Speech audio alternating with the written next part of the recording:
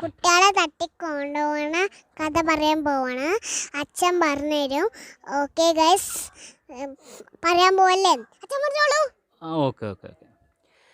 അപ്പോൾ കുട്ടികളെ ഇന്നത്തെ കാലത്ത് നമ്മൾ വളരെ ശ്രദ്ധിക്കണം. ഒരുപാട് വട്ടം നല്ല ശ്രദ്ധിച്ചു കൊണ്ടേയിരിക്കണം. കുട്ടികളെ ഏത് രൂപത്തിലെങ്കിലും. വെയിറ്റ് ഞാൻ പറയട്ടെ. കുട്ടികൾ അപ്പോൾ നമ്മൾ വളരെ വളരെ ശ്രദ്ധിച്ചു കൊണ്ടേയിരിക്കണം കുട്ടികളെ കാര്യം, അല്ലേ? ആണോ? അതുകൊണ്ട് അമ്മമാർ ശ്രദ്ധിക്കണം. അമ്മമാരും ശ്രദ്ധിക്കണം, അച്ഛന്മാരും ശ്രദ്ധിക്കണം. കുട്ടികൾ അച്ഛന്മാരും അമ്മമാരും ഫോൺ കഴിച്ചാൽ കുട്ടികൾ വിഷമിച്ച് പോയെടുക്കെങ്കിലും അതും കള്ളന്മാരും പിടിച്ചിട്ടുണ്ടാവും. അതന്നെ, അതും ആരെങ്കിലും എന്തെങ്കിലും തിന്നാ ബോധം കെടും. അതന്നെ, റോഡിൽ ആരെങ്കിലും കുട്ടികൾക്ക് കൊടുത്താൽ ഒരു ബോധം കെടും എന്നാണ് മോള് പറയുന്നത്. ഐസ്ക്രീമിൽ എന്തെങ്കിലും ഉണ്ടാവുമ്പോൾ ബോധം കെടുത്തും കള്ളന്മാർ കുട്ടികളെ ബോധം കെടുത്തും. മോള് പറഞ്ഞ ശരിയാ. അപ്പോൾ കുട്ടികളെ വളരെ ശ്രദ്ധിച്ചോളൂ. ഇതാണ് ആരും പിടിച്ചിട്ടില്ല. അതന്നെ, ഞാനൊന്നും കഴിക്കുന്നില്ല. കള്ളന്മാര് തന്നാ ഒന്നും ഞാൻ കഴിക്കൂല, വേണ്ടെന്നൊക്കെ പറയും. ആണോ? അവള് കള്ളന്മാർ തന്നാലും ഒന്നും കഴിക്കൂല, ആര് കൊടുത്താലും കഴിക്കൂല, വേണ്ടാന്ന് പറയും. അച്ഛമ്മയും എൻ്റെ കുട്ടിയും അമ്മച്ചിയും ഒക്കെ തരുന്നതിന് വാങ്ങി തന്നുള്ളൂ. അപ്പോൾ ഞങ്ങൾ കൊടുത്താലേ അവൾ തിന്നുള്ളൂ എന്നാണ് പറയണത്. അപ്പോൾ ഇങ്ങനെ ഒരുപാട് കുട്ടികൾക്ക് കടകളിൽ നിന്നും അവിടുന്ന് ഇവിടെ നിന്നൊക്കെ വാങ്ങിച്ച് മിഠായിൽ തുമ്പി പറഞ്ഞു കടകളിൽ നിന്ന് തന്ന കള്ളന്മാർ ഇറങ്ങിയിട്ടുണ്ട്. അവിടുന്ന് തരും, പിന്നെ വേഷം കെട്ടും. അമ്മേൻ്റെ പോരാൻ അപ്പോൾ അച്ഛൻ്റെ പോലെ 2 കള്ളന്മാരും. അപ്പോൾ കുട്ടികളും ഐസ്ക്രീം ചോക്ലേറ്റിൽ ഐസ്ക്രീം വിഷം ചേർത്തിട്ട് ഓല ബോധം കെടുത്തും. അല്ല, ഓല ചോക്ലേറ്റിലും ഐസ്ക്രീമിലൊക്കെ വിഷം കൊടുത്ത് ബോധം കെടുത്തും. എന്നിട്ട് മക്കളെ കൊണ്ടുപോകും. അതാണ് എൻ്റെ മോള് പറയുന്നത്. ഓരോ വീട്ടിൽ കെട്ടിയിടും. പിന്നെ പോലീസുകാർ വന്നാൽ പിടിച്ചുണ്ട്.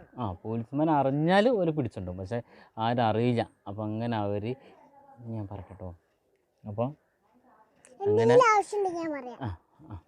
അങ്ങനെ മക്കളെ ഇന്നത്തെ കാലത്ത് വളരെ ശ്രദ്ധിക്കണം. കാരണം എൻ്റെ മോളോട് ഞാൻ പറഞ്ഞു കൊടുക്കുന്നുണ്ട്, ഈ വീട് വിട്ടാൽ പുറത്തുനിന്ന് ആരെങ്കിലും എന്ത് തന്നാലും വാങ്ങി കഴിക്കരുത്, ഒന്നും കഴിക്കരുത്. അതിൻ്റെ കുട്ടി ഓർമ്മിക്കുന്നുണ്ട്, എൻ്റെ പൊന്നുമോൾ ഓർമ്മിക്കുന്നുണ്ട്. അപ്പോൾ അതുകൊണ്ട് വാങ്ങി കഴിക്കില്ല.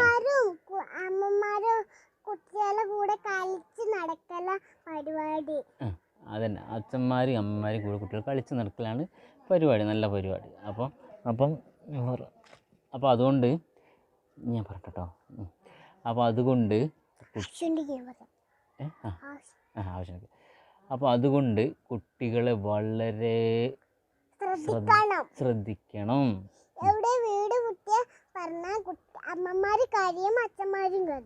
അല്ല, വീട് വിട്ട് കുട്ടികൾ പോയാൽ അച്ഛന്മാരും കരയും, അമ്മമാരും കരയും. അപ്പോൾ അതുകൊണ്ട് വളരെ ഞാൻ പറയട്ടെ.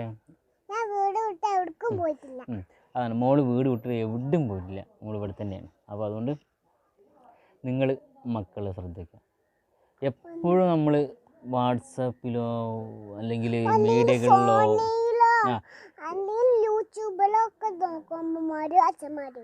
അങ്ങനെ നോക്കി നിന്നാൽ അപ്പോൾ അതുകൊണ്ട് കുട്ടികളെ ശ്രദ്ധിക്കണം. അപ്പോൾ നീ പറഞ്ഞില്ല, ഞാൻ കുറേ പറഞ്ഞു കഴിഞ്ഞിട്ട് തുമ്പി പറയാം. ഓക്കെ, ലാസ്റ്റ് പറയാം.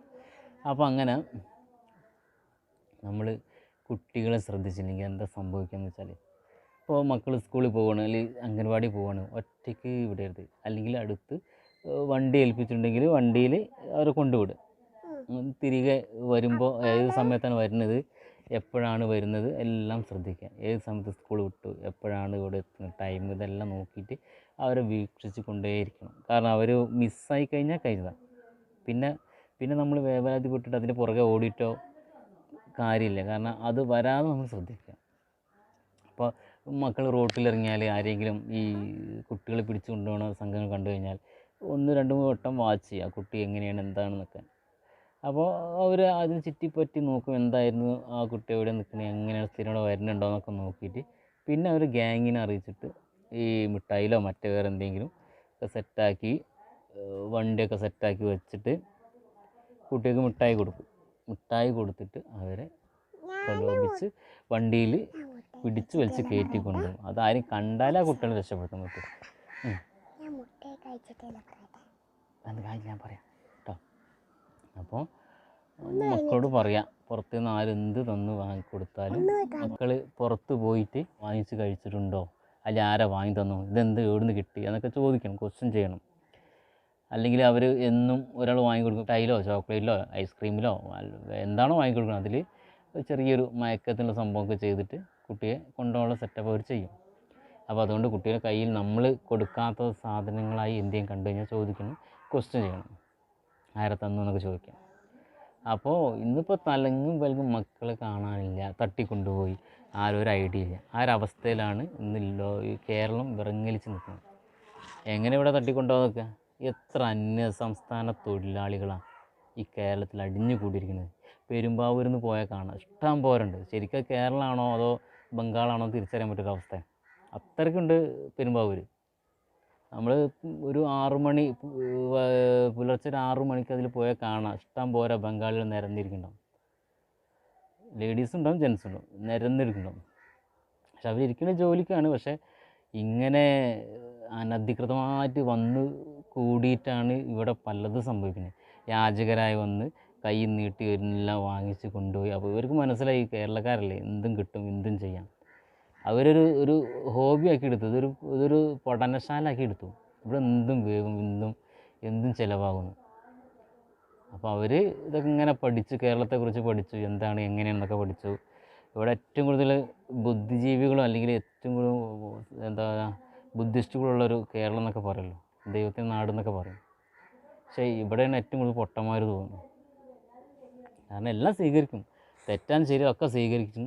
ഇന്ന് ലാസ്റ്റ് അനുഭവിക്കുമ്പോൾ കിടന്ന് കാര്യം അതിന് വേണ്ടി പെടാപ്പാടുകൾ കിട്ടാൻ വേണ്ടി പെടാപ്പാടുകൾ. അങ്ങനെ വന്ന് കൂടി ഒരുപാട് നാടോടി സംഘങ്ങൾ ഇന്ന് ഈ കേരളത്തിൽ പെരുകിയിരിക്കുക. ഇവിടെ അടുത്ത ഒരെണ്ണത്തിന് പൊക്കിയോ പറഞ്ഞ് ഞങ്ങൾ 400ഓളം ടീമുകളോട് ഇറങ്ങിയിട്ടുണ്ട് കുട്ടികളെ പിടിച്ചുകൊണ്ടാൻ വേണ്ടിയിട്ടുണ്ട്. അപ്പോൾ ആരെ നമ്മൾ തിരിച്ചറിയാം, ആരെ എങ്ങനെ തിരിച്ചറിയാം? ഇപ്പോൾ ഒരു വീട്ടിൽ വരുമ്പോൾ നമ്മൾ കറക്റ്റ് ഐഡൻറ്റിഫൈ ചെയ്യണം ആരാണ് എന്താണ്. അവർ ശരിക്ക് അഡ്രസ്സും ഫോട്ടോയും എല്ലാം എടുത്ത് റെഡിയാക്കി വെക്കണം. എന്നാൽ എൻ്റെ ഒരു ഫ്രണ്ടിൻ്റെ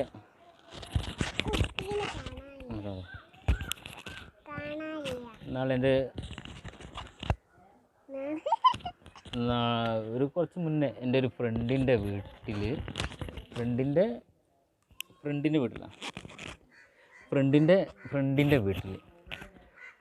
ഒരു 2 സ്ത്രീകൾ വന്നിട്ടുണ്ട്. അപ്പോൾ വീട്ടിലുള്ള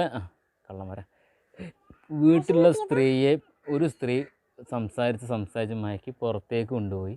മറ്റൊരു സ്ത്രീ പറഞ്ഞു എനിക്ക് നിസ്കരിക്കാൻ ഇച്ചിരി സ്ഥലം തരണം. അങ്ങനെ വീടിൻ്റെ ഉള്ളിൽ കയറി ആ സ്ത്രീ നിസ്കരിക്കാൻ കയറി. അപ്പം അവർ നിസ്കരിക്കുന്നുണ്ട് എന്നാണ് പറഞ്ഞത്. അപ്പോൾ മറ്റു വീട്ടിലെ സ്ത്രീയോട് സംസാരിച്ചു കൊണ്ടേ സമയം കളഞ്ഞുകൊണ്ടിരിക്കുക.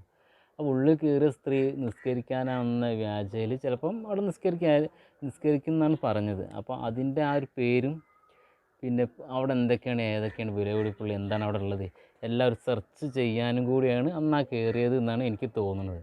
എൻ്റെ ഫ്രണ്ട് പറഞ്ഞ കഥയിൽ കേട്ടിട്ട് അതാണ് എനിക്ക് തോന്നിയത്. അപ്പോൾ ഇതിനൊന്നും നമ്മൾ ഇടപെടുത്തരുത്.